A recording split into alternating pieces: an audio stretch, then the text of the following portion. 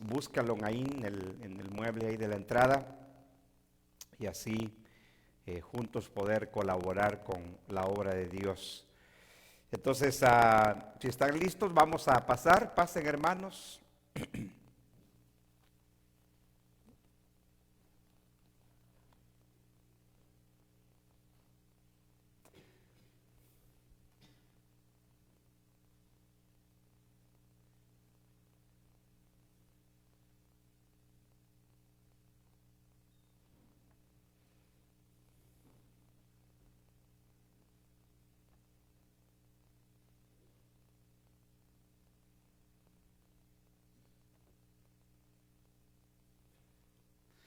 Muy bien, vamos a ponernos de pie, vamos a abrir nuestra Biblia y como les comunicamos anteriormente, hoy vamos a continuar estudiando el libro de Apocalipsis, si es que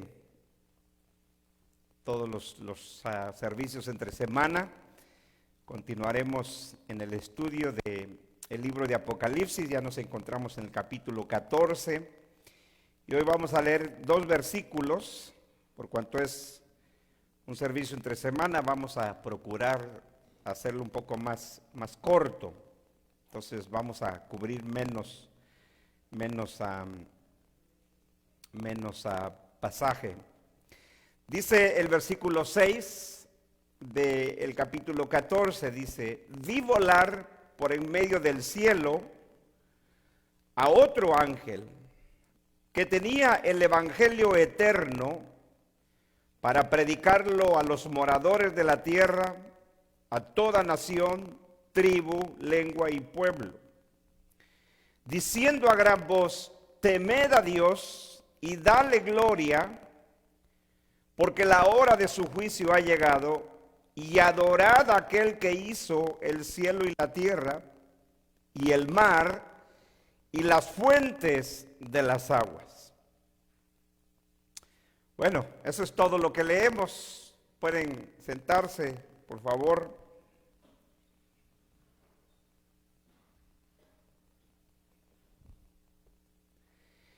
En nuestro último estudio estuvimos dando inicio a este capítulo 14, donde veíamos nosotros al Señor, al Cordero, como lo presenta Juan en el simbolismo de Apocalipsis,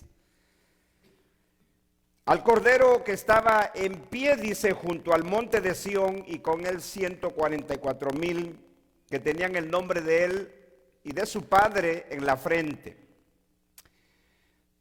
Dijimos que esos 144,000 son los mismos del capítulo 7, donde por primera vez Juan nos habló de ese grupo de 144,000. Como ya hemos dicho, esos 144,000 sellados por Dios en el capítulo 7 forman parte de la gran multitud de gentiles o de la iglesia gentil que fue sellada por Dios ante la venida de los juicios que vendrían con la destrucción de Jerusalén y del templo. Por lo tanto, cuando Juan habla de esos 144,000, dijimos que Juan lo que está haciendo es contemplar a la iglesia, aparte de la iglesia, porque hemos dicho que en el simbolismo de Apocalipsis, Juan, para referirse a la iglesia formada por judíos, los presenta como aquellos que pertenecen a las 12 tribus. Por eso es de que cuando Santiago, que fue el líder principal de la iglesia de Jerusalén, es decir, de la iglesia judía, él escribiendo a los creyentes que habían sido dispersos por las persecuciones, les llama, en su carta se dirige a ellos como aquellos de las 12 tribus que estaban dispersos. Entonces, vemos nosotros que tanto Juan como Santiago, que eran los líderes principales de la iglesia de Jerusalén, o la iglesia judía, recuerde usted, y eso Pablo nos lo comenta en la carta a los Gálatas, cuando él dice que Pedro, Juan y Santiago eran considerados columnas de la iglesia de Jerusalén. Entonces, Pablo fue un ministro que anunció el evangelio en todo el imperio, llevó el evangelio al mundo de entonces, pero el ministerio de los tres grandes apóstoles del Señor, como Pedro, Juan y Santiago, ellos fueron los grandes líderes de la iglesia judía, de la iglesia de Jerusalén. En lo que Pablo llama en los Gálatas, dice que Pedro y Juan fueron enviados a los de la circuncisión, es decir, un término para referirse a los judíos.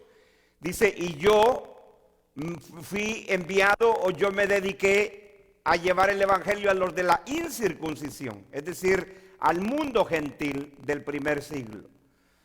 Entonces, cuando Juan entonces vuelve a presentarnos los 144,000, lo que está haciendo es, en el simbolismo, diciendo, Dios tiene a su pueblo, Dios tiene cuidado de su pueblo, ya que vimos en el capítulo 13 las dos bestias, el imperio romano liderado por sus emperadores, como a la segunda bestia, que es los líderes de Israel que guiaron al pueblo a la idolatría, a rendir culto al emperador.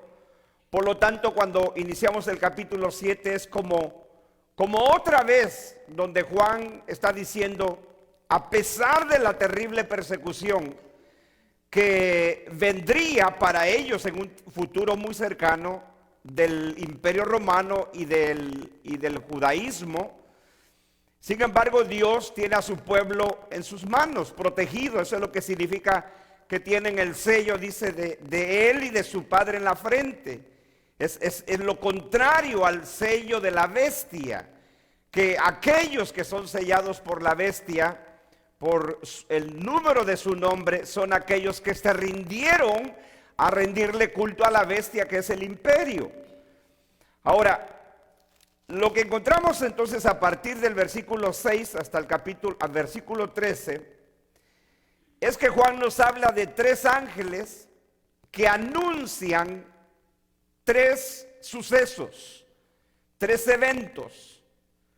El primero de ellos, que acabamos de leer, dice que vi volar de en medio del cielo, si usted nota su Biblia, vi volar en medio del cielo a otro ángel. Ahora uno dice, bueno, ¿por qué Juan dice otro ángel? Bueno, porque el último ángel que mencionó fue el último de los ángeles que tocó la última trompeta del juicio de las 7 trompetas. Por eso es de que ahora él vuelve como a decir otro ángel, ¿verdad? Porque el último ángel en el relato de Apocalipsis fue el que tocó la última trompeta. Entonces dice, y vi volar de en medio del cielo a otro ángel, dice que tenía el evangelio eterno para predicarlo a los moradores de la tierra. Fíjese, o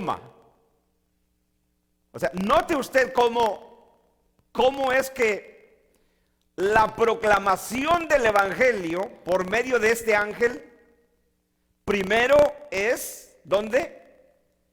Para predicarlo a los moradores de la tierra. Entonces, note usted que ahí hay una diferencia entre el concepto de lo que en Apocalipsis se refiere a la tierra y luego al resto del mundo. Por eso es de que hay una coma ahí, porque si se estuviera refiriendo al globo terráqueo, a todo el mundo, simplemente tuviera que decir para ser anunciado a la tierra y punto. Pero hay una coma ahí. Lo que está diciendo es que ese evangelio eterno también llegaría a toda nación, tribu, lengua y pueblo. Ahora, pero antes de ver eso, vemos aquí que algo importante de recordar es que Apocalipsis no está escrito en forma cronológica, hermanos, sino que Apocalipsis está escrito en ciclos, ¿verdad? Entonces, empieza relatando los eventos, termina y vuelve a empezar otra vez a relatar los mismos eventos, solo que con diferentes detalles. Eso es lo que vemos a partir del capítulo 17, como que vuelve a empezar otra vez. ¿Sí? Porque lo que ahora vemos aquí es interesante, porque Apocalipsis, hasta donde hemos avanzado ya nos ha dicho por lo menos 2 veces que el fin llegó y que Dios derramó sus juicios. Y ahora nos lo vuelve a decir otra vez. O sea, entonces, ¿qué pasa? Dice uno. ¿O que no ya fue el fin? ¿Que no ya sucedió? ¿Cómo es que ahora vuelve a decir que el fin se ha acercado otra vez y que ha llegado el momento de sus juicios? Sí, porque Apocalipsis es un libro escrito en ciclos, ¿verdad? Y cuando se cumple un ciclo, vuelve otra vez a relatar los mismos sucesos, solo que con detalles que no mencionó en el ciclo anterior. Entonces, el anuncio de estos 3 ángeles que Juan dice aquí, se da como eso, como un anuncio. Están anunciando sucesos que están por venir. Por ejemplo, el primer ángel dice que tenía el evangelio eterno para predicarlo a los moradores de la tierra, a toda nación, tribu, lengua y pueblo. Versículo 8 dice, otro ángel le siguió diciendo, o sea, al primero que menciona aquí Juan, ha caído Babilonia, la gran ciudad. Entonces, ¿qué anuncia el segundo ángel de los 3 que presenta Juan aquí? El primero anuncia el evangelio eterno a toda la tierra, nación, pueblo y lengua. Pero ¿qué hace el segundo ángel? Está anunciando la caída de Babilonia, la gran ciudad. Pero note usted que la caída de Babilonia no se da sino hasta el capítulo 18. ¿Sí? Hasta el capítulo 18 es que se da la caída de Babilonia. Pero ya el ángel, el segundo de los 3, está anunciando la caída de esa Babilonia. Por eso le digo, si uno hermano quiere creer de que Apocalipsis fue escrito de una forma cronológica, uno va a caer en terribles errores. Y ese es el problema de los futuristas, porque ellos creen que Apocalipsis fue escrito en forma cronológica, un suceso enseguida del otro. Y no, porque esto es similar a lo que pasó cuando se habla de la bestia que sube del mar. La bestia que sube del mar, Juan no lo dijo hasta el capítulo 13, pero en el capítulo 11 ya había mencionado que esa bestia iba a perseguir a la iglesia del Señor. Entonces eso es lo que hace Juan otra vez, que Juan en el simbolismo de Apocalipsis, con el anuncio del segundo ángel de los 3 que presenta aquí, está anunciando la caída de Babilonia, la gran ciudad, dice. Pero la caída de Babilonia no ocurre hasta el capítulo 18. ¿Sí? Entonces son anuncios. El tercer ángel, dice el versículo 9, y el tercer ángel lo siguió diciendo a gran voz, si alguno adora a la bestia y a su imagen y recibe la marca en su frente o en su mano, él también beberá del vino de la ira de Dios. ¿Qué anuncia el tercer ángel? ¿Qué anuncia? Que cualquier persona, cualquiera que adora a la bestia, ¿cuál bestia? A la bestia que sube del mar, la primera del capítulo 13, la más terrible, que es el imperio romano con sus emperadores. Dice claramente que el anuncio de este ángel es: si alguno adora a la bestia, ya a su imagen. Recuerda usted que la segunda bestia envió a hacer una imagen de la primera bestia. Si alguno adora a la bestia y a su imagen y recibe la marca en su frente o en su mano derecha, o sea, de la bestia, él también beberá el vino de la ira de Dios, que ha sido vaciado puro en el cáliz de su ira, y será atormentado con fuego y azufre delante de los santos ángeles y del Cordero.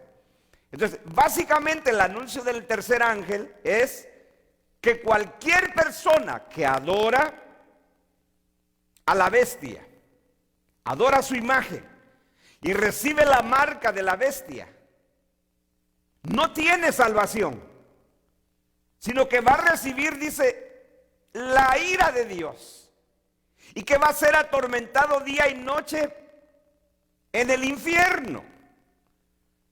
Ese es el anuncio de los tres ángeles. Pero veamos el primero, porque este es muy interesante. El primero dice que se le dio, dice: vi volar de medio del cielo a otro ángel que tenía el evangelio eterno para predicarlo a los moradores de la tierra, luego a toda nación, tribu, lengua y pueblo.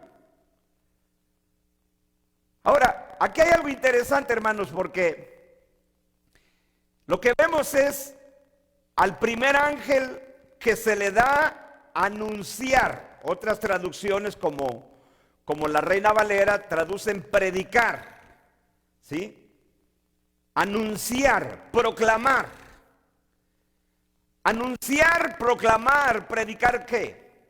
Dice el evangelio. Note cómo le llama: el evangelio eterno, para predicarlo a los moradores de la tierra. Nosotros hemos visto que siempre que Apocalipsis habla de la tierra, se está refiriendo a la tierra de Israel, desde el mismo inicio del capítulo 1. ¿Sí? Desde que se anuncia el capítulo 1, ya nos está diciendo que Israel es la tierra. Así, por eso es de que la segunda bestia surge de la tierra, es decir, de la tierra de Israel. Y de ahí se conocía el mundo de entonces como el resto del mundo, que era el Imperio Romano. Pero ahora vea usted aquí. Aquí tenemos nosotros algo curioso. Dice que este ángel se le da a anunciar el evangelio eterno a los moradores de la tierra y a toda nación, tribu, pueblo y lengua. Ahora, dicen los que enseñan la postura futurista que este ángel que menciona aquí Juan es literalmente un ángel. Aunque usted no lo crea, muchos futuristas, maestros, pastores futuristas dicen que un ángel va a venir durante el periodo de la gran tribulación, porque es donde ellos dicen que se están dando estos eventos, ¿sí? Esa gran tribulación futura. Ellos dicen que un ángel literalmente va a predicar el evangelio en la tierra, en el mundo. Literalmente un ángel. Ahora, lo primero que tenemos que preguntarnos es: ¿Dios le dio el privilegio a ángeles, a seres angelicales, de predicar el evangelio?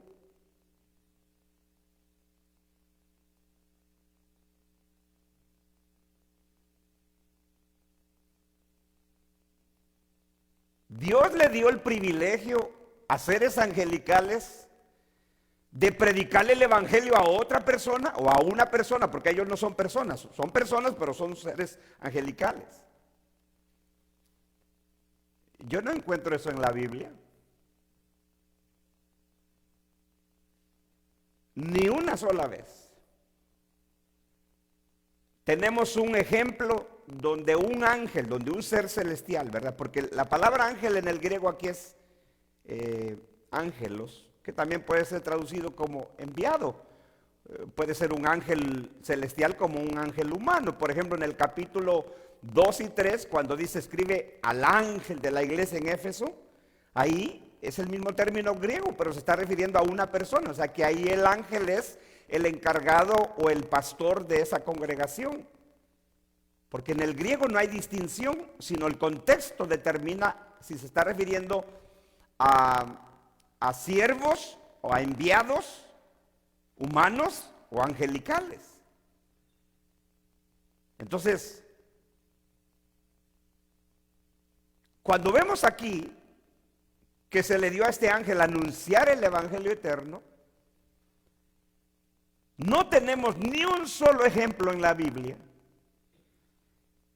en que un ángel se le haya dado el encargo por Dios de predicarle el evangelio a una persona.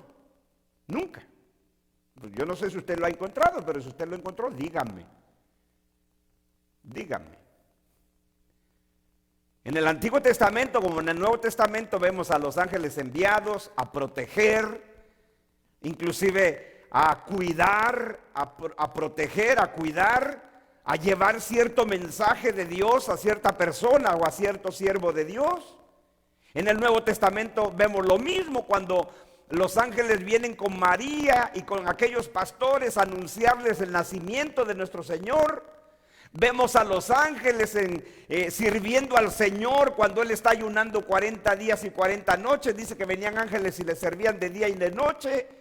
Vemos a los ángeles con la iglesia en el libro de los Hechos, protegiéndola, guardando a Pedro. Cuando Pedro iba a ser asesinado, lo habían puesto en la cárcel porque habían matado a Jacob. Iba a matar Herodes a Pedro. Va un ángel, lo libera, le abre las cárceles para que se vaya Pedro. Pero nunca vemos a un ángel predicarle el evangelio a otra persona. Nunca. Dígame usted cuándo. Dígame cuándo. Es más, la Biblia misma afirma que no se le dio a los ángeles ese privilegio. Porque digo yo, y siempre hemos dicho, si los ángeles se les hubiera dado el privilegio de anunciar el evangelio, lo harían mejor que nosotros, hermano. ¿No es así? No estarían limitados a la lluvia, que llueve y nosotros no vamos. No, ellos no tendrían ningún problema. Oh, que hoy no tengo ganas. No, los ángeles siempre tienen ganas. Ellos lo harían mejor, no estarían limitados por el espacio, por el tiempo, por el clima. Presentarían el evangelio mejor que nosotros porque quizás su conocimiento de ellos fuera mejor, probablemente. Pero ese es el gran misterio de Dios, de que Él quiso usar pecadores redimidos, pecadores como nosotros salvados por gracia, y a usar a esos mismos pecadores que Él salva para salvar a otros. Pero nunca le dio ese privilegio a los ángeles, nunca. Por eso es que cuando Juan habla en el simbolismo de Apocalipsis de este ángel, no es un ángel literal,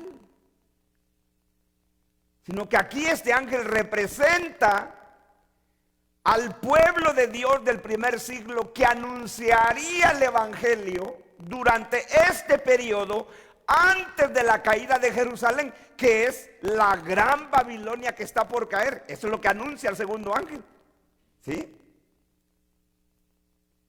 O sea, el evangelio habría de ser predicado. ¿Qué dijo el Señor? ¿Qué dijo el Señor antes de que viniera el juicio de Jerusalén y del templo? ¿Qué dijo? Y este evangelio del reino será predicado a todas las naciones. Y entonces, ¿qué dijo? Entonces, ¿qué? Vendrá el fin. Mateo 24:14. ¿Pero cuál fin? ¿El fin del mundo, del universo? No vamos a regresar a eso porque lo explicamos hasta el cansancio cuando estudiamos el discurso del Monte de los Olivos. El fin del que estaba hablando con los discípulos, ¿cuál era? El fin del templo de la era judía del templo y de Jerusalén como que vendría el juicio. Pero lo primero que Dios haría era anunciar el evangelio. ¿Y quién iba a anunciar el evangelio? Sus mismos discípulos. Por eso este ángel representa aquí los discípulos del Señor del primer siglo que llenaron con el evangelio a todo el imperio, a todo el oikumene. Por eso en Mateo 24:14 el término es oikumene, es decir, el imperio romano, lo que se conocía como el mundo de entonces. Ni siquiera es el término cosmos para referirse al mundo, sino el oikumene, es decir, el imperio romano.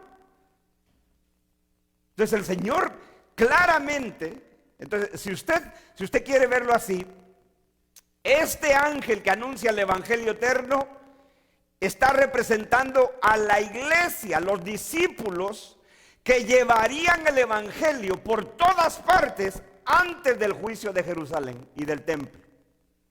Por eso, otra vez, usted puede ver cómo encaja perfectamente que el primer ángel anuncia el evangelio eterno. El segundo ángel lo que anuncia es la caída de la Gran Babilonia. Y como ya lo hemos adelantado, la Gran Babilonia aquí no es ni el catolicismo romano, ni Roma, ni Irak, ni Mumbai, ni Nueva York, como dicen tantos futuristas, sino que es Jerusalén. Por eso se llama la gran ciudad.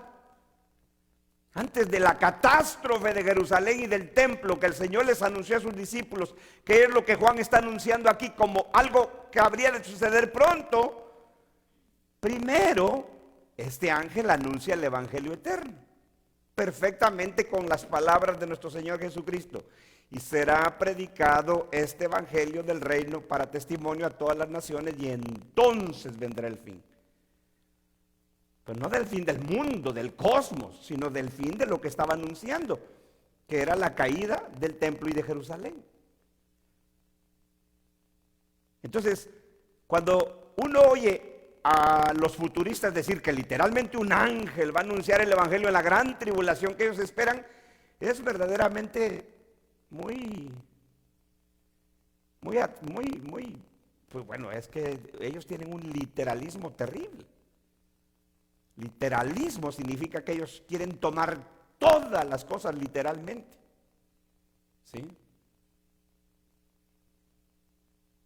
Pero aquí lo que vemos es símbolos. Y que este ángel es un mensajero que está representando al pueblo de Dios del primer siglo, que anuncia,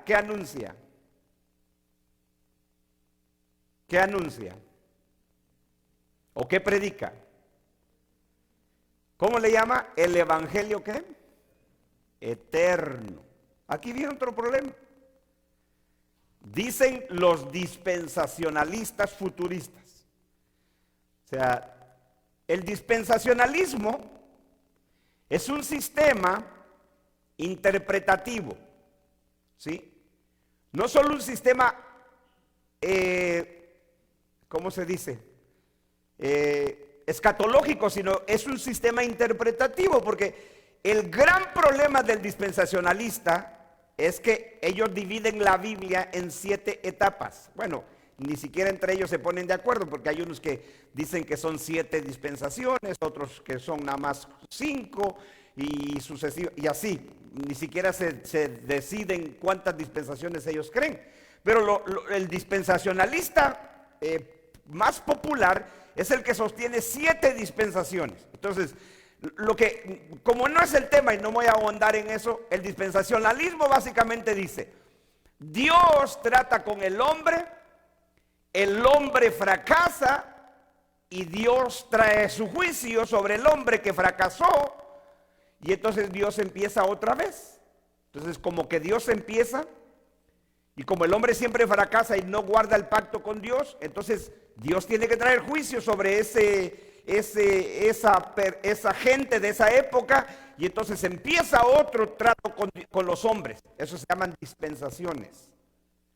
Entonces, como que cortan las cosas, ¿no? Aquí terminó la primera dispensación.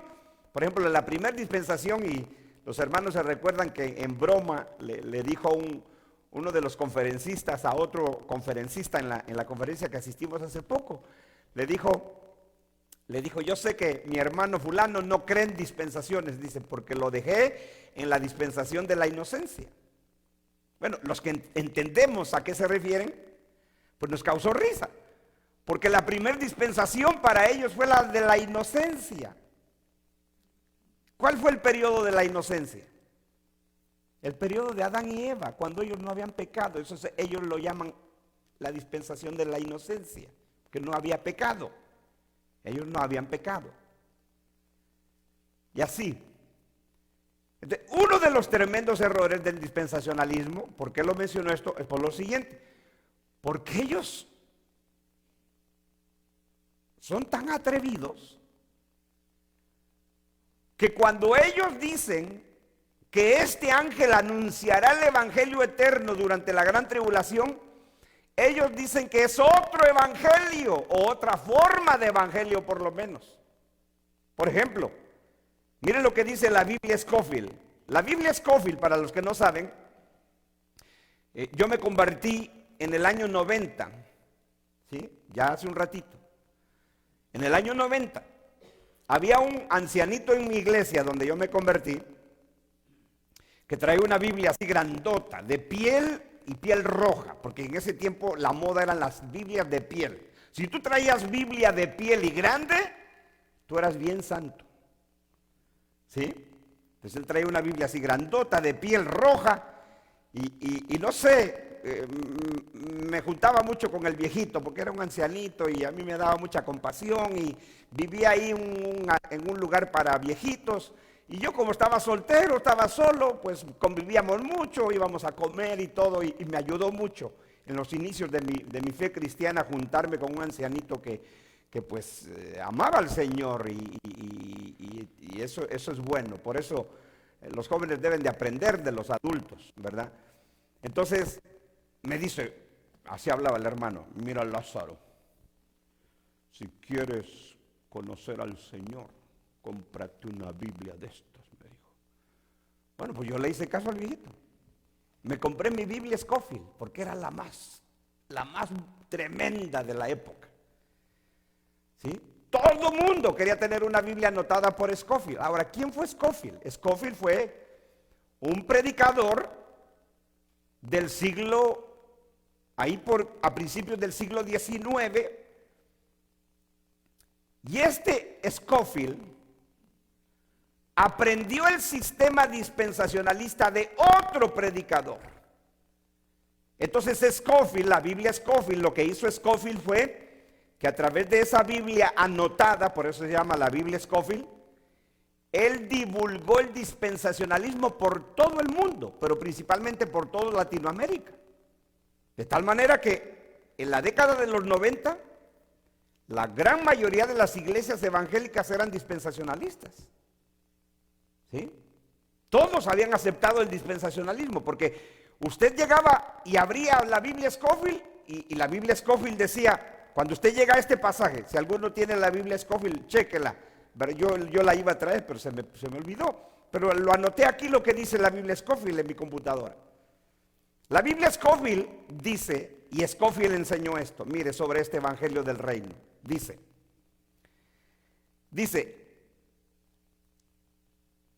el sistema dispensacionalista distingue 4 formas de evangelio. 4 formas de evangelio. Escuche esto. Número 1, dicen ellos que la primera forma del evangelio fue el evangelio del reino. El evangelio del reino. ¿Qué significa el evangelio para el reino en el dispensacionalismo? Dice, el evangelio del reino comenzó con el anuncio o la predicación de Juan el Bautista, continuó con Cristo el Señor y sus discípulos, y terminó con el rechazo de los judíos del Rey Jesús, y tendrá una segunda etapa en el reino milenial. O sea, que en la primera forma de evangelio, porque el Scofield enseña 4 formas de evangelio, pero ya en la primera forma ya tiene 2 etapas ese evangelio. O sea, lo que dice Scofield es que el evangelio del reino, por eso cuando usted encuentra en la Biblia que habla sobre el evangelio del reino, para muchos dispensacionalistas que siguen a Scofield, dice que el evangelio del reino es diferente del evangelio eterno que está aquí presentado, y que es diferente del evangelio de la gracia. O sea que ellos ven en esas expresiones, para referirse al mismo evangelio, creyendo que es una forma de evangelio diferente. Por eso Scofield dice que el evangelio del reino comenzó con Juan el Bautista, terminó con el rechazo de los judíos de Jesús como su rey, pero tendrá una nueva etapa, una segunda etapa en el reino milenial, porque el dispensacionalista espera un reino milenial. La segunda forma de evangelio, dicen ellos, es el evangelio de la gracia. Entonces lo que ellos dicen es, el evangelio del reino empezó con Juan el Bautista, terminó con el rechazo de Jesús por los judíos. Y luego, ¿qué hizo Dios? Dice este sistema, que Dios ahora reveló el evangelio de la gracia con la muerte y resurrección de Jesús para el perdón de pecados de todos aquellos que creen. No sé si me explico. No sé si me explico, pero el evangelio del reino, dicen ellos, empezó con Juan el Bautista, terminó con el rechazo de Jesús como rey por los judíos, y cuando los judíos lo rechazaron, entonces inició la etapa del evangelio de la gracia para todo aquel que cree. El tercer forma de evangelio, dicen ellos, es el evangelio eterno que encontramos aquí, en este pasaje. Ellos dicen, es un evangelio predicado antes del fin de la gran tribulación y antes del juicio de las naciones. O sea que el dispensacionalista, cuando llega a este texto y dice que un ángel va a predicar el evangelio eterno, ellos dicen que este evangelio es una forma distinta del evangelio de la gracia y del evangelio del reino. Es terrible, es verdaderamente terrible esta postura y esta enseñanza. Entonces dicen que el evangelio eterno es la tercera forma, que es el que se va a predicar antes del fin de la gran tribulación y del juicio de las naciones que ellos esperan en el futuro. El cuarto evangelio o cuarta forma del evangelio del dispensacionalista, sobre todo de Scofield, dice el evangelio predicado por Pablo. Esa es la cuarta forma de evangelio. Fíjese. Porque ellos dicen, el evangelio predicado por Pablo fue el evangelio de la gracia de Dios en su plenitud, revelado en su plenitud. Entonces, yo le pregunto a usted, o hay un solo evangelio, o hay cuatro, o hay cinco diferentes. ¿Qué dice la Biblia? ¿Qué dice la Biblia? Porque no hay otro evangelio. Cuando Pablo escribe a los Gálatas, dice, si aún un ángel del cielo, y aquí tenemos a un ángel viniendo del cielo. El futurista dice que es un ángel literal, algunos futuristas dicen que es un ángel literal que anuncia el evangelio eterno. Y ellos dicen que el evangelio eterno es diferente del evangelio de la gracia, es diferente del evangelio del reino y es diferente del evangelio que predicó Pablo. Bueno, si nosotros seguimos la argumentación del dispensacionalista futurista, pues entonces este ángel caería bajo la maldición de Dios según Pablo, porque está anunciando un evangelio diferente. ¡Qué terrible! ¡Qué terrible! Terrible, hermano. Pablo dice, no hay otro evangelio. No hay otro. Gálatas 1:7, no hay otro, sino que hay algunos que os perturban y quieren pervertir el evangelio de Cristo. Y Pablo dice, no hay otro, porque en el versículo anterior, el versículo 6 de Gálatas 1:6 dice, porque unos vienen predicando otro evangelio, y no es que haya otro evangelio. Pero en el momento que el evangelio se distorsiona, En el momento que el evangelio es otro evangelio, no es que haya otro, dice Pablo, solo hay uno, el verdadero. Pero hay algunos que lo perturban y quieren pervertir el evangelio de Cristo. Los perturban a ustedes y quieren pervertir el evangelio de Cristo. Es que cuando uno encuentra en la Biblia, mire, al evangelio se le llama el evangelio de Dios. El evangelio de Cristo. Pablo aquí en Gálatas 1:7 lo llama el evangelio de Cristo, el evangelio de la gracia, el evangelio del reino, el evangelio eterno. Todas estas expresiones están hablando de un solo evangelio. No hay otro evangelio.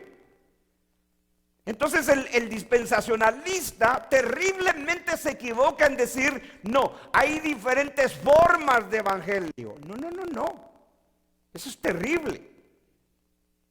Por lo tanto, cuando aquí el ángel está simbolizando al pueblo cristiano del primer siglo que iba a ser el encargado, es más, los discípulos mismos. Yo le pregunto a usted, ¿quién anunció el evangelio en el primer siglo? La iglesia judía. Fueron los primeros en llevar el evangelio a todo el imperio. Bueno, los mismos discípulos, los apóstoles eran judíos. ¿Sí? El mismo Pablo, que su ministerio se concentró en los gentiles, o sea, en los no judíos, pero Pablo mismo era un judío. Es más o menos, esto es más o menos como lo que pasó con nosotros. ¿Sabían ustedes quién llevó el evangelio a la mayoría de los países de Latinoamérica o del continente americano de habla hispana como nosotros? ¿Saben quiénes llevó el evangelio? ¿Quiénes llevaron el evangelio? Misioneros americanos y canadienses. ¿Sí? Bueno, aquí hay hermanos que ellos conocen el evangelio desde sus pueblos. Nosotros no. Yo vine a conocer el evangelio aquí en este país, pero aquí hay hermanos que siempre que ellos hablan de su vida cristiana allá en sus pueblos, siempre hablan del hermano americano fulano que vivía allá con ellos, que les llevó el evangelio. ¿Por qué? Porque fueron americanos y canadienses los que llenaron con el evangelio todo el continente, desde México hasta la Patagonia. ¿Sí? Pues eso fue lo que pasó en el primer siglo. Fueron los cristianos judíos que llenaron con el evangelio en el primer siglo. Ellos primero hicieron lo que el Señor les dijo: vayan primero a las ovejas perdidas de la casa de Israel.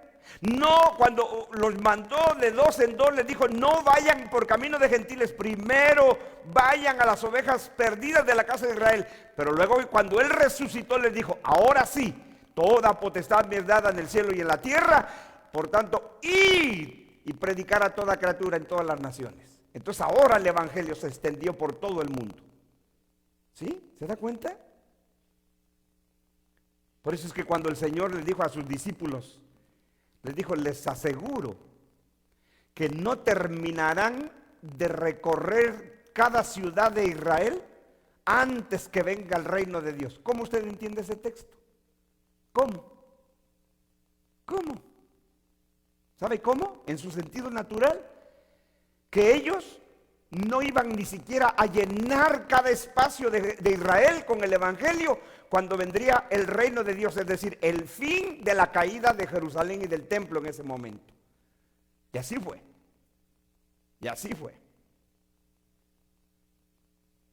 Por eso es que tenemos textos que ya hemos visto, como aquellos donde el Señor le dijo, cuando estaba con sus discípulos, les digo: les aseguro que algunos de los que están aquí no morirán hasta que vean venir al Hijo del Hombre en su gloria, en la gloria de su Padre. ¿Sí? Entonces, este ángel no está anunciando otro evangelio como dicen los dispensacionalistas. Es el mismo evangelio. El mismo evangelio. Hay un solo evangelio. No importa la expresión que se presente en la Biblia, depende del contexto. El evangelio de Dios, el evangelio de Cristo, el evangelio de la gracia, el evangelio del reino. Cada expresión que la Biblia sobre todo el Nuevo Testamento presenta del Evangelio, se está refiriendo al mismo mensaje de la obra de la persona y de la obra redentora de Cristo para salvar a pecadores. ¿Sí? Pero es verdaderamente triste, hermano. Por eso le digo, si si creemos que las palabras de Pablo fueron inspiradas por Dios, en la idea dispensacionalista, este ángel caería bajo la maldición que dijo Pablo. Porque si aún nosotros, o sea, note lo tremendo que Pablo dice en Gálatas, yo ya les anuncié el evangelio, pero si aún, imagínense que vengo yo y Pablo le dice a los Gálatas, imagínense, yo ya les presenté el evangelio, pero piensen que vengo yo otra vez, o uno de nosotros viene y dice, disculpen hermanos, pero el evangelio que les prediqué estaba equivocado, este es el bueno. Dice Pablo, si alguno de nosotros les anuncia otro evangelio del que ya les hemos predicado, y a un ángel del cielo viene y les anuncia otro evangelio, sea maldito. 2 veces dice Pablo, sea anatema, 2 veces. 2. Es que eso es tan serio. Y por eso, como explicamos el otro día, por eso el evangelio anunciado por los mormones es un evangelio falso. El evangelio anunciado por los testigos de Jehová es un evangelio falso, porque es otro evangelio, es una distorsión del evangelio. ¿Sí? Entonces no hay otro evangelio. Este ángel representa al pueblo de Dios del primer siglo que habría de anunciar. Los discípulos a quienes les dijo, ustedes van a ser llevados delante de reyes, van a ser llevados a las sinagogas, van a ser azotados, algunos de ustedes van a morir. Pero todo esto, en la versión de Lucas del discurso del Monte de los Olivos, les dijo, todo esto será con el fin de que ustedes den testimonio, de que ustedes testifiquen. ¿De qué? Del evangelio. Precisamente antes del anuncio de la caída de Babilonia, primero es el anuncio de este ángel anunciando el evangelio eterno. Ahora, ¿por qué se le llama evangelio eterno aquí? Porque es el evangelio que da vida eterna a los hombres. Es el evangelio que les da una vida perdurable a los hombres. Así como cuando en el contexto de otros pasajes habla del evangelio de la gracia, está enfatizando la gracia de Dios. Cuando habla del evangelio del reino de Dios, está enfatizando el reino de Dios. ¿Sí? Cada expresión lo que enfatiza es ese efecto del evangelio, pero no es que sea otro evangelio. ¿Sí? Y que no nos ocurra la locura de esos como los de Creciendo en Gracia, de ese loco de Puerto Rico y de muchos que lo siguen todavía, de los que quedan ahí, que dicen que Pablo predicaba un evangelio diferente del de Pedro, porque Pablo, bueno, el otro día nos escribió una señora ahí que dice, no, es que Pablo predicaba el evangelio de la gracia y Pedro el de la circuncisión. Momento. Cuando Pablo en Gálatas 1 y 2 dice que él se dieron una señal de compañerismo con Pedro y con Juan y Santiago, dice, nos dimos una señal de compañerismo, ni estaban en contra, ni estaban en conflicto entre él, Pablo y los apóstoles, sino que nos dimos una señal, dice, de compañerismo, y me dijeron que yo fuera, bueno, leámoslo, porque esto es fascinante. Dice aquí, Gálatas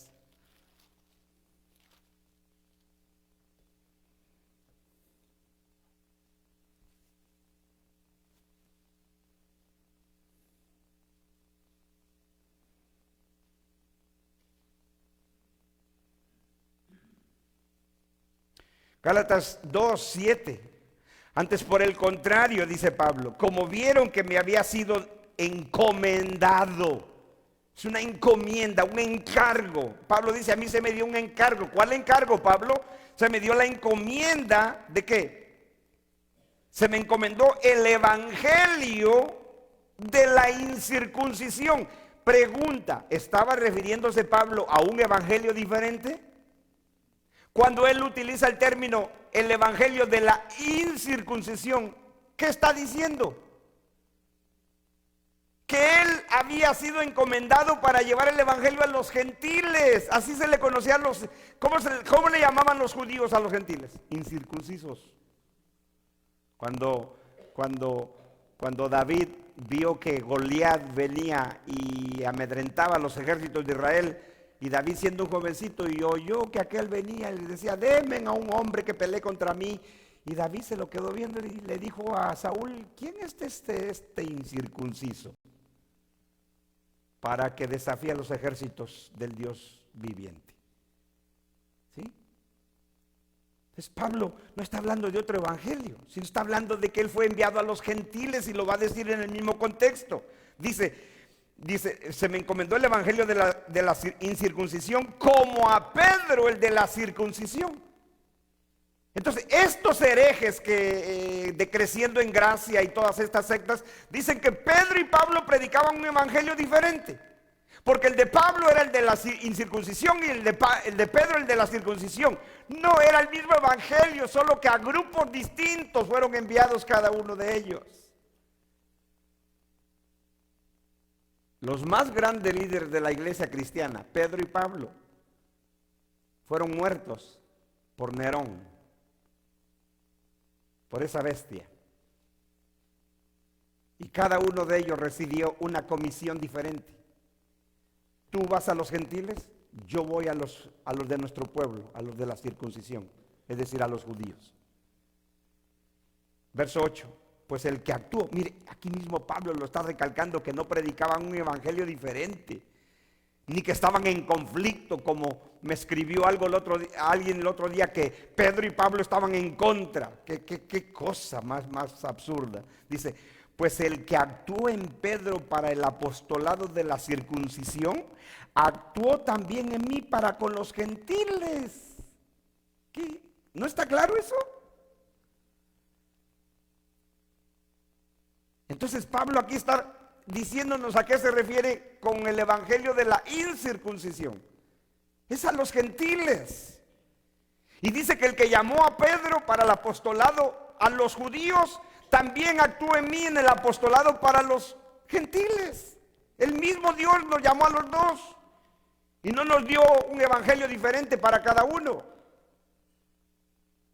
Dice verso 9, y reconociendo la gracia que me había sido dada, Jacobo, Cefas y Juan. Ahora, aquí usted ve quiénes eran los líderes de la iglesia judía o de Jerusalén. Porque no se nos olvide que la iglesia de Jerusalén tenía miles de miembros. Miles. Bueno, el libro de los Hechos nos dice que en el primer sermón de Pedro, ¿cuántos se convirtieron? ¿Cuántos? 3,000. Luego Lucas nos dice que se convirtieron 5,000.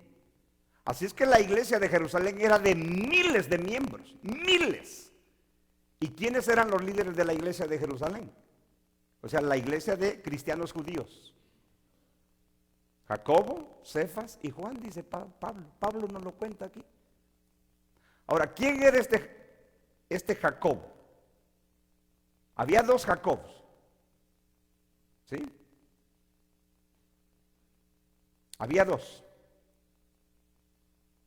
Uno era el hermano de Juan. ¿Te recuerda que eran hijos de Zebedeo, Jacobo y Juan? De los 12 discípulos del Señor. Lean los evangelios. Pero al hermano de Juan fue uno de los primeros mártires de la iglesia. Cuando Herodes mató a Jacob, al hermano de Juan, metió a la cárcel a Pedro, se me olvida, pero metió a la cárcel a Pedro porque lo iba a matar también. Fue cuando el ángel le abrió la prisión y fue liberado Pedro. Entonces ese Jacob, hermano de Juan, murió. Entonces, ¿quién es este Jacob que menciona aquí Juan? Pablo. Es el medio hermano de nuestro Señor Jesucristo, que se convierte después de la resurrección del Señor Jesús, y es el Santiago que escribe la carta a Santiago. Es el mismo. Por eso le digo que Santiago llegó a ser el líder más importante de la iglesia de Jerusalén, porque Pedro y Juan viajaban mucho y Santiago se quedaba más, él era más un predicador, un maestro de la iglesia establecido. Por eso dice aquí, y reconocieron la gracia que me había sido dada, Jacobo, Cefas y Juan. ¿Quién es Cefas? Otro nombre para referirse a Pedro. Pablo está diciendo, Jacobo, el hermano del Señor, Pedro y Juan reconocieron la gracia del Señor en mí. Y dice, ellos que eran considerados como columnas, es una expresión para referirse a los que sostenían a la iglesia. No es que ellos sostenían la iglesia, pero es una forma metafórica de decir, estos eran los principales líderes de la iglesia. ¿Sí? 3 apóstoles tenía la iglesia de Jerusalén, tremendos. Dice, ellos eran considerados como columnas, nos dieron a mí y a Bernabé la diestra, es decir, la señal o el saludo, en señal de compañerismo. ¿De dónde sacan estos de creciendo en gracia de que Pedro estaba en contra de Pablo y que lo querían ver muerto a Pablo los apóstoles?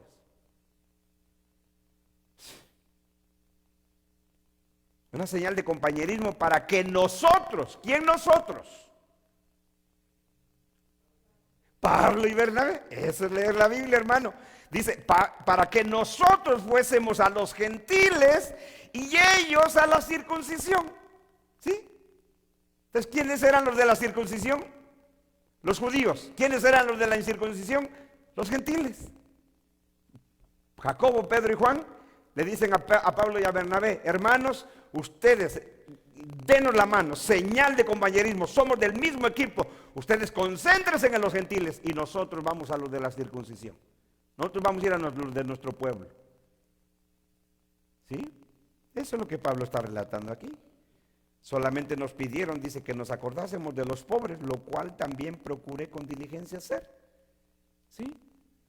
Entonces, eso es muy importante, porque cuando vemos en Apocalipsis, vamos a terminar ahí, regresa a Apocalipsis 14, habla del evangelio eterno, no es otro evangelio, mis hermanos.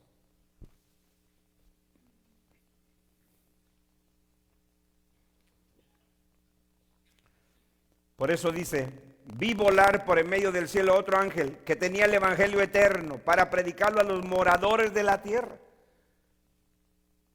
El evangelio, primero dijo el Señor, se debería de anunciar ¿a quién? A las ovejas perdidas de la casa de Israel. Ellos representan la tierra. Así como vimos esa bestia saliendo de la tierra, es los maestros judíos, los líderes del judaísmo que lideraron al pueblo de Israel a la idolatría del imperio para rendirle culto a la primer bestia.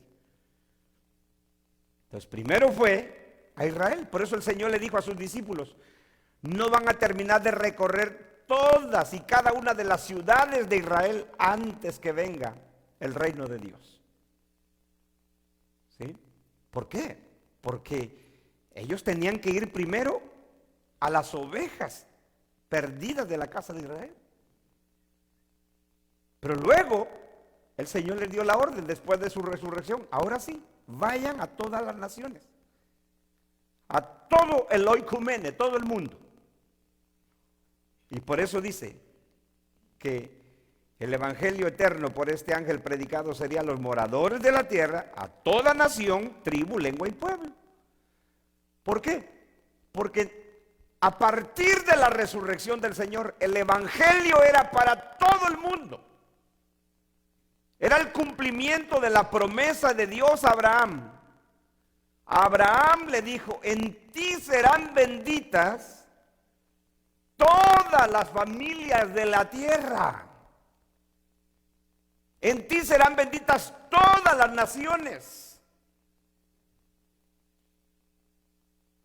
Entonces, cuando el apóstol Juan. Aquí en Apocalipsis capítulo 5 habla de la multitud de lavados por la sangre del Señor.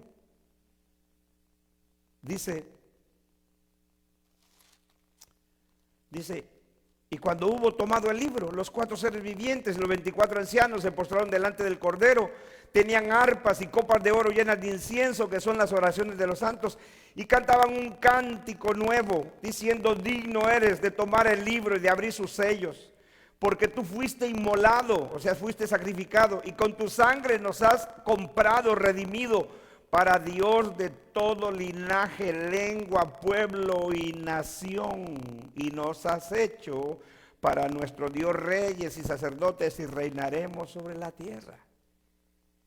¿Qué tenemos en el capítulo 5? La adoración de los redimidos de toda nación, de toda lengua, de todo pueblo. Y este ángel anuncia el evangelio eterno a la tierra, a las naciones, tribu, lengua y pueblo, porque Dios está salvando gente de todo pueblo, de toda lengua y de toda nación. ¿Sí? Ahora,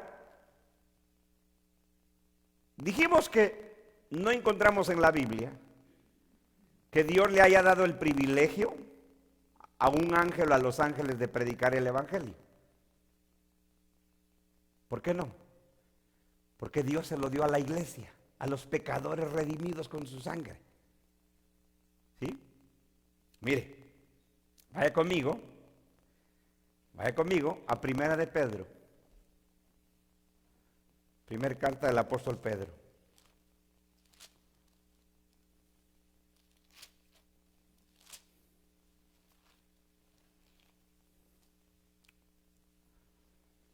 Capítulo 1.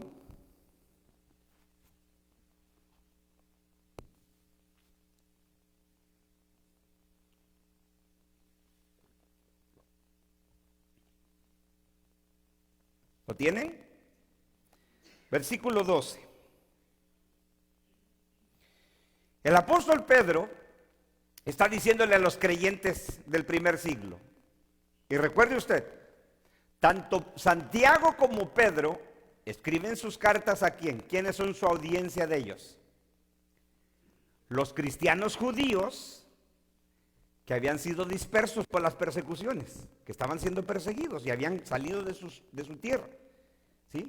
Santiago y Pedro. Santiago le llama a las 12 tribus.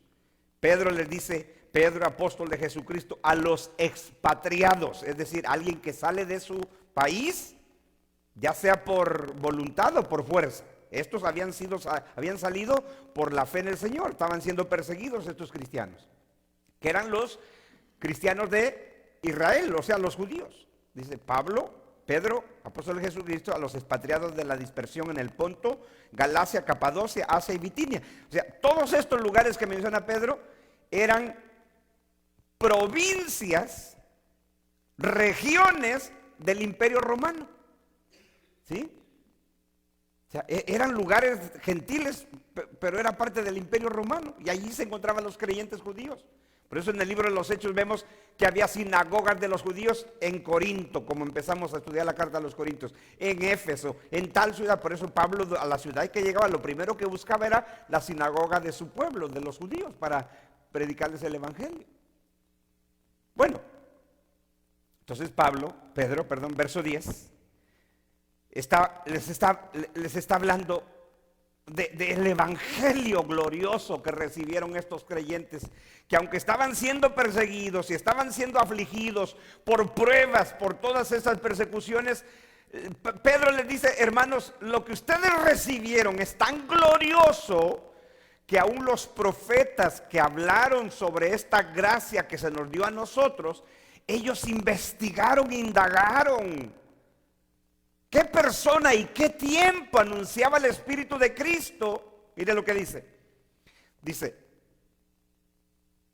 Les dice sobre las pruebas que están sufriendo, dice, en lo cual vosotros os alegráis, aunque ahora por un poco de tiempo, si es necesario, tengáis que ser afligidos por diversas pruebas. ¿A qué cree que se refiere cuando les habla de estas pruebas? Porque nosotros cuando leemos esto, llamamos prueba que nos duele el estómago, ¿verdad? ¿Sí o no? Hermano, estoy pasando por una prueba. ¿Cuál es su prueba, hermano? Mire que me salió un grano aquí. ¿Sí? Hermano, ¿cuál es su prueba? Me quedé sin trabajo. Ah, bueno. Está bien, hermano, vamos a orar para qué. No, estos creyentes fueron sacados de su país, a los expatriados. No es lo mismo venirte a otro país voluntariamente que a que te saquen de tu tierra. ¿O sí? Cuando te sacan de tu tierra a la fuerza, dejaste casa, dejaste todo, y a los cristianos del primer siglo les quitaban sus propiedades. Eso es lo que dice el escritor a los hebreos. Ustedes cuando con gozo sufrieron el despojo de sus bienes. Son esos creyentes judíos. ¿Sí? Le digo, si viéramos la Biblia como un todo, entenderíamos muchas cosas. Solo que vemos un libro acá, otro libro allá, y creemos que Apocalipsis es un libro diferente de toda la Biblia. Entonces, esas pruebas que están pasando, es decir, persecuciones, cárceles, muerte, es a las que Pedro se está refiriendo aquí cuando les dice, hermano, aunque se alegren ahora por un poco de tiempo, si es necesario tengan que ser afligidos por diversas pruebas, para que sometida a prueba vuestra fe, mucho más preciosa que el oro, el cual aunque perecedero se pruebe con fuego, sea hallada en alabanza y gloria y honra cuando sea manifestado Jesucristo, a quien amáis sin haberle visto, en quien creyendo, aunque ahora no lo veáis, os alegréis con gozo inefable y glorioso, obteniendo el fin de vuestra fe, que es la salvación de vuestras almas. Versículo 10. Los profetas, ponga atención aquí, los profetas que profetizaron de la gracia destinada a ustedes. ¿Sí? Entonces, ¿qué está diciendo Pedro? Los profetas antiguos, cuando ellos hablaron de la gracia destinada ¿a quién? A ustedes, les dice Pedro a sus oyentes. Dice, dice a vosotros, inquirieron, es decir, investigaron, diligentemente indagaron acerca de esta salvación.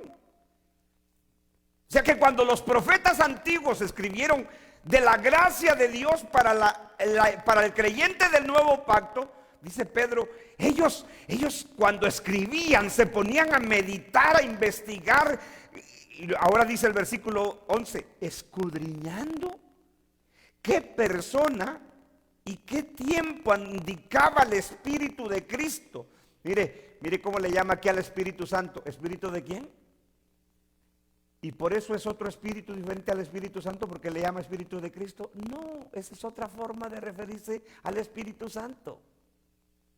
Es lo mismo que hace con el Evangelio eterno, con el Evangelio de la gracia, con el Evangelio del reino. Es lo mismo. Dice, escudriñando qué persona y qué tiempo indicaba el Espíritu de Cristo que estaba en ellos, o sea, el Espíritu Santo que estaba en los profetas, el cual anunciaba de antemano los sufrimientos de Cristo y las glorias que vendrían tras ellos, o sea, tras los sufrimientos de Cristo. ¿A estos quiénes? A los profetas. A estos se les reveló que no para sí mismos, sino para nosotros. Cuando Pedro está hablando aquí, nosotros, está incluyendo él, sus oyentes y todos los creyentes del nuevo pacto. Dice, no para sí mismos, sino para nosotros, administraban las cosas que ahora os son anunciadas por los que os han predicado el Evangelio por el Espíritu Santo. Pregunta, ¿quién le predicó el Evangelio a estos creyentes? ¿Quién dice Pedro? Pedro dice que fueron humanos. Dice, por quienes les anunciaron el Evangelio. ¿Correcto? Dice, son anunciadas por los que os han predicado el Evangelio por el Espíritu Santo, enviado del cielo. ¿De dónde vino el Evangelio? ¿De dónde vino el Evangelio? Del cielo. Su fuente está en Dios. Y en Apocalipsis 14, 6, ¿qué tenemos? A un ángel en medio del cielo anunciando el Evangelio del reino. ¿Sí? Dice, anunciado, enviado del cielo. Cosas, ¿cuáles cosas? Las cosas que vinieron con los sufrimientos de Cristo y las glorias que vendrían tras ellos. Dice, cosas en las cuales anhelan mirar los ángeles. ¿Qué le parece? Ahora, la pregunta es, ¿por qué Pedro no dijo que fueron los ángeles los que le anunciaron el evangelio a estos creyentes? No dice, no. Ustedes oyeron el evangelio por quienes les anunciaron el evangelio, cosas a las cuales los ángeles anhelan mirar. Esta frase en el griego significa mirar con atención. Entonces, no está diciendo Pedro que los ángeles no pueden verlas, sino que los ángeles cuando contemplan, los ángeles contemplan lo que se nos dio a nosotros en Cristo, dice que ellos lo miran atentamente. Eso es lo que Pedro está diciendo, lo ven atentamente. La frase literalmente significa agacharse para ver algo. Es como cuando algo te llama a ti la atención y tú, dicen en mi pueblo, te asomas, ¿verdad? Porque te llamó la atención. Lo que a ti no te llama la atención ni siquiera lo miras, pero si algo te llama la atención, te acercas y lo miras. Eso es lo que está diciendo Pedro, que cuando le está diciendo a estos creyentes, miren hermanos, lo que ustedes están sufriendo no es nada si ustedes entienden la gloriosa gracia de Dios que se les reveló a ustedes, que se anunció por los profetas, no era para ellos sino para ustedes, para nosotros, aún cosas en las cuales los ángeles miran con atención. Eso es tremendo, porque los ángeles pueden ver lo que Dios nos ha dado, nos ha revelado en su Hijo Jesús con su evangelio, pero no anuncian el evangelio. Ellos contemplan las glorias de Cristo en nosotros, pero ellos no pueden anunciar esas glorias de Cristo a los pecadores. ¿Por qué? Porque se nos dio a la iglesia.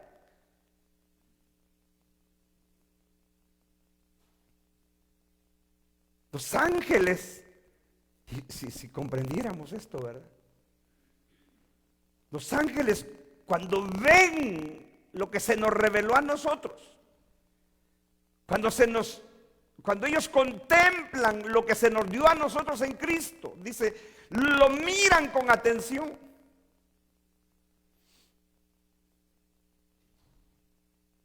Por eso es que en ninguna parte de la Biblia vemos que un ángel se le haya dado el privilegio de predicarle el evangelio a otra persona. Siempre son humanos predicándole a humanos, pecadores salvados por gracia, predicándole a otro. ¿Sí? Y eso es lo que Pablo dice en la carta a los Efesios también. Efesios capítulo 3. Efesios 3. Verso 10. Dice: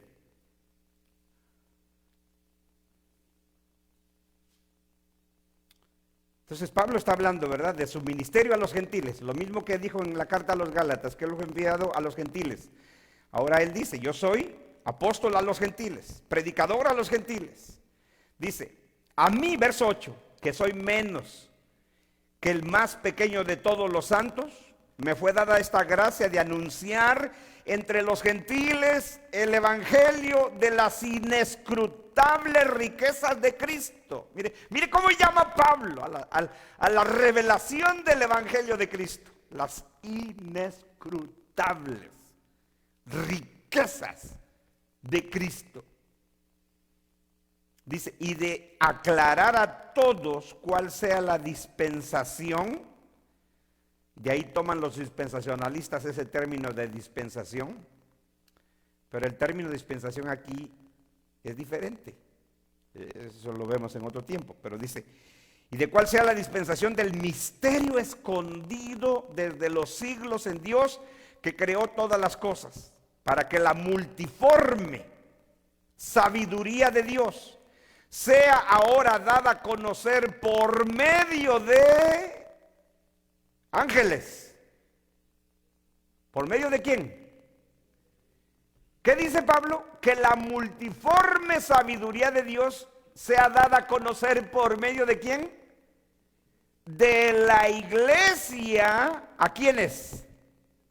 a los principados y potestades en los lugares celestiales. Hola. A la iglesia se le dio, ¿qué? Anunciar, predicar, proclamar la multiforme sabiduría de Dios. ¿A quiénes? A los principados y potestades en las regiones celestes. Cuando Pablo habla aquí de principados y potestades en las regiones celestes, está hablando de seres angelicales, sean buenos o sean malos. La iglesia se le dio el privilegio de anunciar la multiforme sabiduría de Dios. ¿Se da cuenta? Por eso es de que nunca vemos un ángel anunciando el evangelio a otra persona. Ellos vinieron, la carta a los hebreos dice cuál fue la función de los ángeles. ¿Qué dice Hebreos? Que los ángeles fueron enviados, ¿para qué? Para ayudar a los que serían herederos de la eterna salvación, pero no para predicarles. Por eso es que muchas veces, ¿cuántos de nosotros decimos, mira hermano, yo estuve a punto de morir, ¿y por qué no me morí? Porque Dios te guardó, porque Él te iba a salvar. Eso fue el trabajo de los ángeles. Dice, guardar a aquellos que serían herederos de la eterna salvación. Pero no fue un ángel que te predicó tu vecino, te predicó tu primo, te predicó tu amigo, te predicó un hermano de la iglesia. Porque la multiforme sabiduría de Dios fue dada a la iglesia, dada a conocer por la iglesia a los principados y potestades de las regiones celestes. Por eso cuando Pedro habla del evangelio glorioso de Cristo, dice, aún los ángeles anhelan mirar, se agachan con detenimiento cuando oyen. Yo lo pienso ahorita, el estar hablando de estas cosas tan maravillosas. Hay ángeles poniendo atención y usted durmiéndose, porque no nos interesa. A usted lo que le interesa es qué pasa en Facebook, ¿verdad? En Instagram. ¿Cuál es la última noticia? Pero los ángeles oyen cuando un predicador, cuando usted habla de las inescrutables riquezas de Cristo, dice Pedro aquí, Pablo, los ángeles dicen, yo quiero oír eso. Lo pueden oír, pero a ellos no se les dio escudriñar esas cosas tan maravillosas que se nos dio a nosotros. ¿Sí? Los ángeles están como cuando uno estaba chiquito, ¿verdad? Y uno quería oír la plática de los adultos. Chamaco, vete por la leche. Lo mandaban uno a la tienda para que uno no oyera y no supiera las cosas de los adultos. Así están los ángeles. Vaya a cuidar a aquel que le mandamos. Mientras estos se deleitan aquí con las inescrutables riquezas de la gloria de Cristo. Y nosotros no nos deleitamos. No venimos al culto. Imagínense.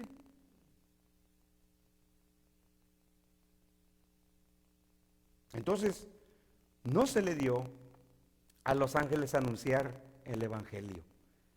Por eso cuando Juan dice en Apocalipsis que el evangelio anunciado por ese ángel es el evangelio eterno, está hablando de la iglesia, de los discípulos, de los creyentes que llevaron el evangelio por toda la tierra de Israel, a toda nación, tribu, lengua y pueblo. Pablo fue uno de esos que llevó el evangelio. Por eso cuando Pablo escribe la carta a los romanos, ¿qué dice?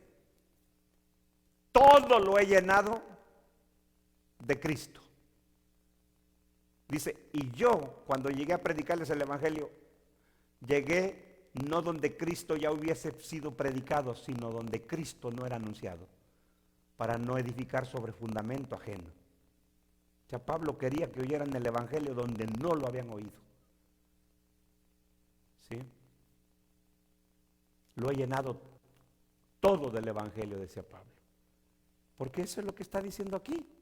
Antes de la destrucción y de la caída de Babilonia, que es Jerusalén, y del templo, primero el ángel anuncia el evangelio eterno, la iglesia, los creyentes del primer siglo. ¿Y cuál es el mensaje de ese evangelio? Diciendo a gran voz, verso 7, temed a Dios y dadle gloria, porque la hora de su juicio ha llegado, y adorad a aquel que hizo el cielo y la tierra, el mar y las fuentes de las aguas. Entonces note aquí, uno pudiese decir, bueno, ¿por qué no habla del arrepentimiento? Porque el evangelio en eso consiste, ¿no? ¿En qué consiste el evangelio? En llamar a los pecadores al arrepentimiento y la fe en Jesucristo. Pero aquí dice que el anuncio es, teman a Dios. Ahora yo le pregunto, ¿cómo se teme a Dios? ¿En qué momento en tu vida y en la mía? Esa es la pregunta que siempre me hacen a mí y siempre nos preguntamos todos en algún momento. Decimos, ¿qué es tener temor de Dios? ¿Verdad? Todos nos hemos preguntado eso. A mí me lo han hecho muy seguido. ¿Qué es tener temor de Dios? ¿Qué se entiende con temor de Dios? Bueno, es muy sencillo. Hay una explicación muy bíblica, pero es muy sencillo. Mire, yo le pregunto a usted, cuando usted no había llegado al evangelio a su vida y usted no se había arrepentido de sus pecados, yo le pregunto, ¿usted tenía temor de Dios? ¿Usted tenía respeto de Dios, de lo que Él decía en su palabra? No. ¿En qué momento usted empezó a tener respeto? Porque eso significa temor de Dios, respeto, honra. Que lo que Él dice, lo respeto y voy a obedecerlo, trato de obedecerlo. Ese respeto, esa es honra, eso es tener temor. ¿En qué momento ocurrió eso? Cuando tú te arrepentiste de tus pecados. Precisamente por eso te arrepentiste de tus pecados, porque reconociste que el pecado es el quebrantamiento de los mandamientos de Dios. Y a partir de ahí es que tú empezaste a tener temor de Dios. Entonces ahora lo respetas y quieres honrarlo, porque ya no tienes en poco lo que Él dice, ahora lo honras. ¿Ves lo que hace el evangelio? Por eso dice, teman a Dios, honrenlo y denle gloria. Solo cuando uno tiene temor de la santidad, de la justicia de Dios, de ese Dios santo, es que uno puede adorarlo. Eso fue lo que le pasó a Isaías cuando dice Isaías, el profeta Isaías, que estando en el templo, dice, vio la gloria de Dios al Señor sentado en su trono y sus faldas llenaban el templo. Entonces, dice Isaías, dije, ay de mí, que soy hombre pecador, inmundo de labios, han visto mis ojos al Señor Jehová. ¿Sí? Solo cuando tú tienes la comprensión de tu pecaminosidad es cuando tú ahora tienes temor de Dios y quieres adorarlo por quien es Él. Eso es lo que causa el evangelio. Adorar a aquel. ¿Por qué? Porque su juicio ha llegado. Note lo que dice, ha llegado. Este término ha llegado habla de eminencia, de algo que sucedería pronto, no 2000 y 3000 años después. Este juicio del que está hablando es del juicio de Jerusalén y del templo y la destrucción de este pueblo que se rebeló, que no quiso adorar al Dios verdadero, sino que terminó adorando a la bestia. Porque su juicio ha llegado. Adorar a aquel que hizo el cielo, la tierra, el mar y las fuentes de las aguas. Mire cómo aquí se hace énfasis en Dios como qué. Exactamente, como el creador. ¿Por qué? Dice, adorad a aquel que hizo el cielo y la tierra, el mar y las fuentes de las aguas. Yo le pregunto a usted, ¿cómo hacemos que la gente entienda cuando le predicamos el evangelio? Que entienda entre el Dios que le predicamos nosotros y los muchos dioses que hay en el mundo. ¿Cómo se lo explicamos? Diciéndole, el Dios que yo te anuncio es el Dios creador de todas las cosas. ¿Sí? Los otros dioses, por eso Pablo dice en 1 Corintios, no son nada, no son dioses. En el término del Antiguo Testamento tienen ojos, tienen manos, pero no pueden caminar, ni palpar, ni ver, están muertos. Pero el Dios nuestro es el Dios que hizo los cielos y la tierra. ¿Cómo distinguimos al Dios verdadero de los dioses falsos del mundo?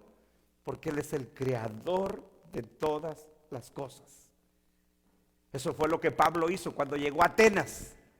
Le dijo a los atenienses, Yo veo por todas partes que ustedes son idólatras y que por todo lugar tienen templos y ídolos y dioses. Pero encontré una escritura que dice al Dios no conocido. Pues ese que ustedes dicen que no conocen es el que yo les anuncio. Porque Él es el que hizo los cielos y la tierra. Y Él no tiene necesidad de nada porque Él lo sostiene todo.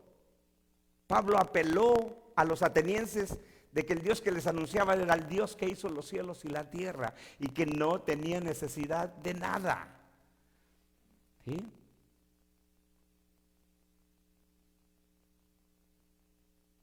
Ese es el resultado del evangelio en la vida del hombre. El temer a Dios, como dice Eclesiastés. ¿Cuál es el todo del hombre? Temer a Dios y guardar sus mandamientos. Y cuando tú temes a Dios, le rindes gloria, lo adoras por quien es Él. Y lo adoras porque Él es el que hizo los cielos y la tierra. Amén. Oremos, hermanos. Dios y Padre nuestro, te damos gracias por la oportunidad que nos das de abrir tu palabra, de estudiarla.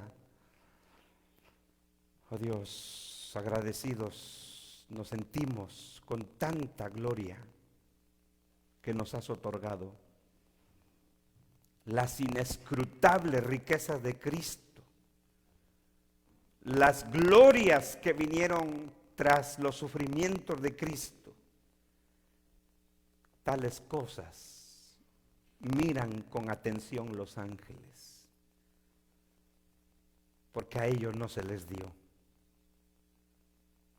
A nosotros se nos otorgó semejantes privilegios. Por eso cuando pensamos en el evangelio, en la gloria de Cristo, los ángeles nos escuchan y se admiran. Oyen atentamente a las verdades que tú nos has entregado en tu palabra, porque ellos miran con atención. Y nosotros, Señor, las despreciamos, las tenemos en poco. Para nosotros es más interesante una película, un juego de fútbol, a ver qué pasa en las redes sociales, que estas verdades tan gloriosas de tu evangelio. Perdónanos, Señor, perdona nuestra indiferencia, perdona nuestra apatía y ayúdanos a apreciar lo que se nos ha dado en tu Hijo. Te lo suplicamos en el nombre de nuestro Señor Jesucristo. Amén.